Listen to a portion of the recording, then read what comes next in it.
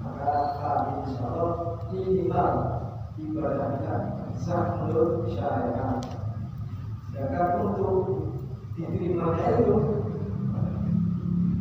jadi amal ibadah itu ada yang diterima, ada yang sah menurut fikih, belum tentu diterima oleh Allah Subhanahu wa Ta'ala. Sah menurut fikih berarti syarat rukunnya harus terpenuhi, tapi masih belum tentu diterima oleh Allah Subhanahu wa Ta'ala. Sedangkan diterima atau tidaknya amal ibadah kita itu tergantung akhlak kita, bukan tergantung syarat rukun yang kita penuhi. Syarat rukun terpenuhi, tapi akhlak kita tidak baik. Kita masih mempunyai sifat sombong, kita masih mempunyai sifat riya, kita pasti mempunyai sifat hasud dan sebagainya, sombong dan takabur dan mental yang meninggalkan hati dan suka menyakiti orang lain, maka itu sangat-sangat jauh sekali tidak kita diberikan oleh Allah Subhanahu wa Ta'ala, walaupun sah secara syariat, sah secara syariat. Oleh karena itu kita alhamdulillah bisa istiqomah hadir di majelis di sekolah ada juga. Jadi saat ini di telepon dalam rangka agar apa? Agar pengajian di sekolah istiqomah. Karena istiqomah khairun min al-iqamah. Kita bisa istiqomah hadir di majelis ilmu itu juga dapat keramat 1000 keramat. Kita punya 1000 keramat. Itu juga kita bisa menjalankan ibadah secara istiqomah kontinu. Jadi selalu semangat, ya. Tidak hari ini semangat, besok libur, hari ini semangat, besok malam, dan sebagainya. Alhamdulillah kita patut bersyukur bahwasanya kita mempunyai wadah, kita mempunyai sarana. Jadi tiada mudah ada dua sarana untuk banyak kebaikan yang bisa kita hasilkan dari sarana ini, dari musola al-jaya ini. Jadi kita setiap seminggu sekali bisa ngaji.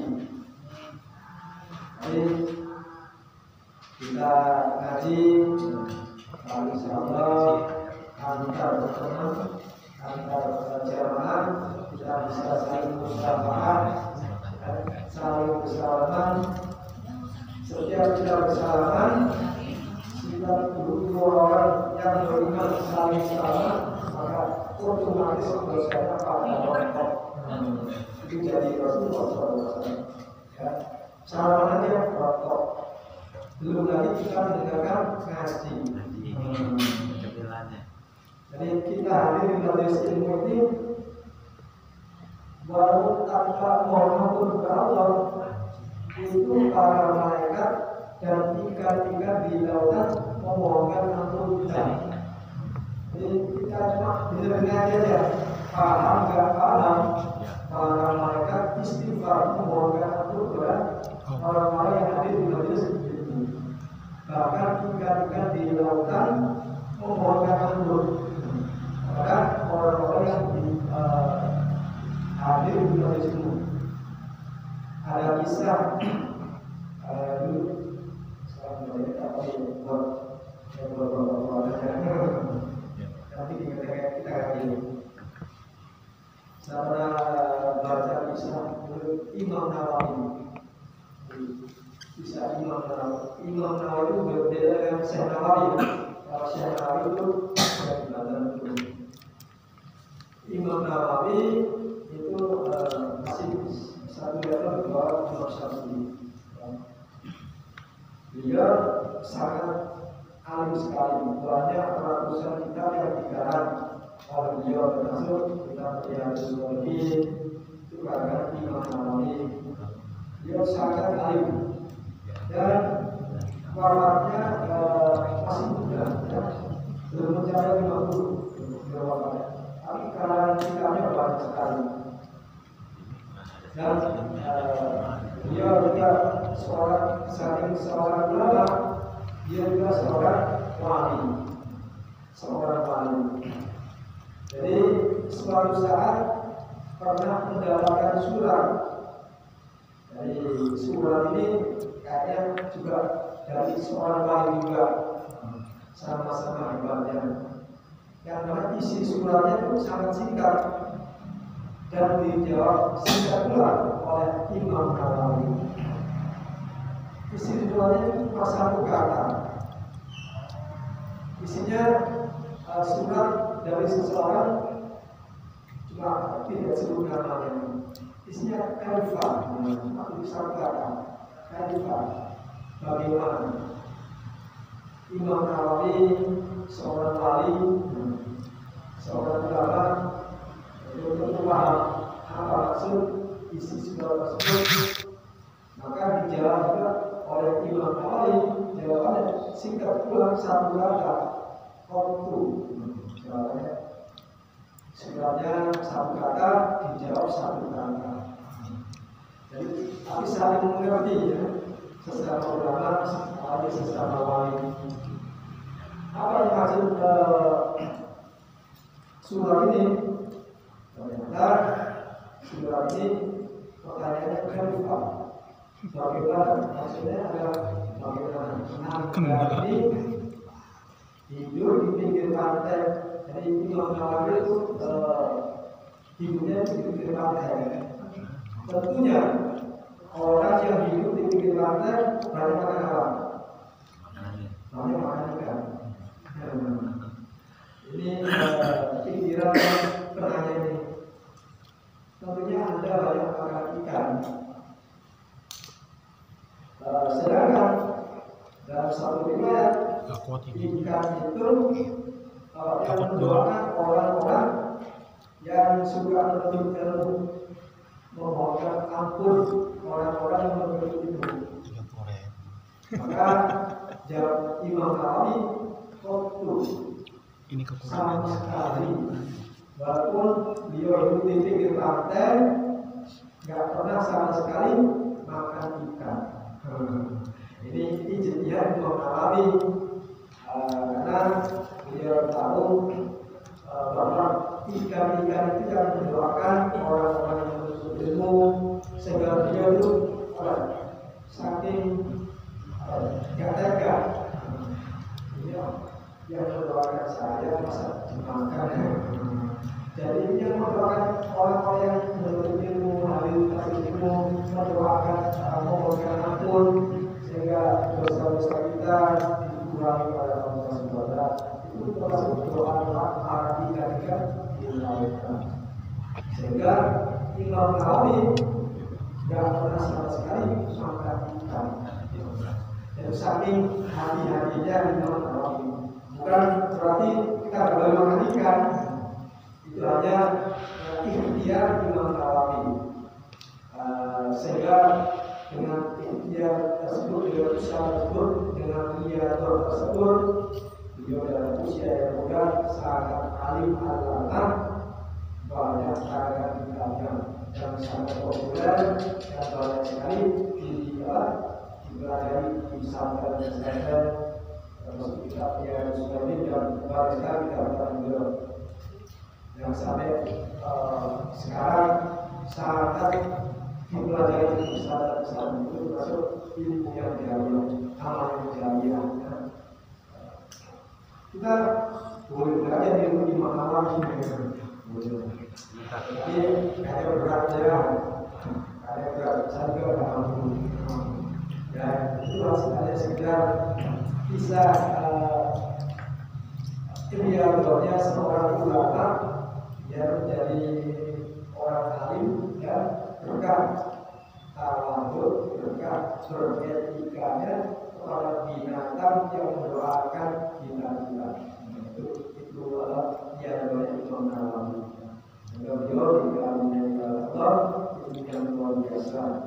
Beliau baik sebagai ulama maupun sebagai aulia. Jadi usia beliau kata-kata sekitar 48. Tapi menghasilkan karya yang luar biasa.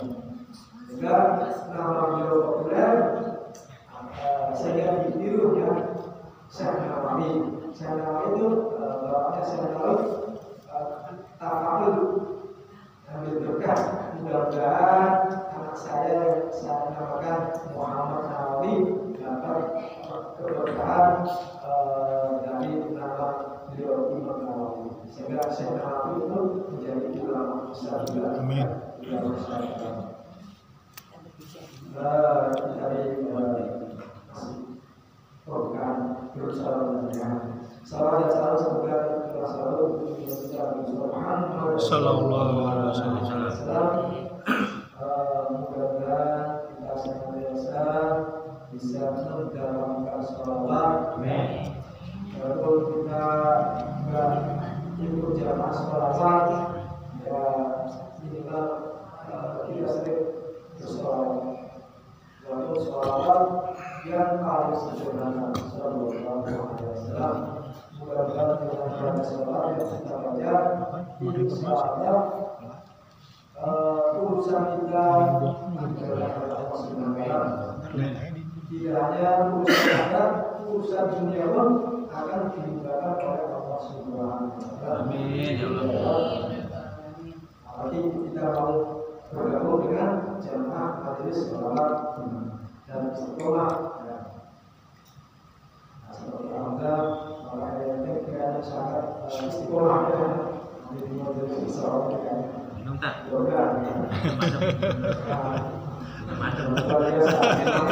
Mumpung anget.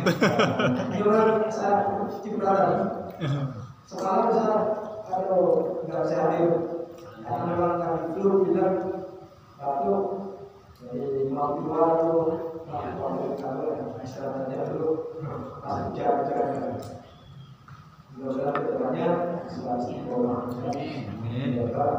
Dan dengan istiqomah mudah-mudahan dapat syafaat Rasulullah SAW urusannya hingga urusan akhirat. Amin ya Allah. Masih berlangsung pada jemaah yang dirahmati oleh Allah Subhanahu wa taala. Saya hanya bercerita aja, bercerita saja. Dulu saat ketika ada hal saya berdiri dan saya hadir kira-kira 10 tahun yang lalu, lebih 10 tahun yang lalu. Kebetulan ketemu sesama alumni pesantren PBB Kosto. Lalu beda kelasnya, dia di atas saya. Dia punya masalah yang bertahun-tahun itu susah untuk terpecahkan. Jadi banyak ada masalah yang dialami oleh para santri-santri yang mondok di pesantren salam itu penyakit apa itu? Was-was. Banyak santri yang mondok di pesantren salam itu penyakit was-was. Apa yang was-was? Ya kalau di pesantren penyakit was-was, wudhu itu ngambil dulu bisa setengah jam, bisa 1 jam. Sholat untuk Allah Akbar bisa setengah jam, bisa 1 jam baru Allah. Itu enggak satu banyak sampai yang penyakit dulu. Kenapa banyak penyakit was-was ini? Karena yang mereka memahami fikih itu ya barangkali ya setengah-setengah. Di antara rukun rukun sholat yang pertama adalah niat ketika takbiratul ihram. Jadi niat ketika takbiratul, kita waktu takbiratul ihram itu hati kita harus niat ketika pertama kalau berjalan kering, Allahu Akbar, baik gimana?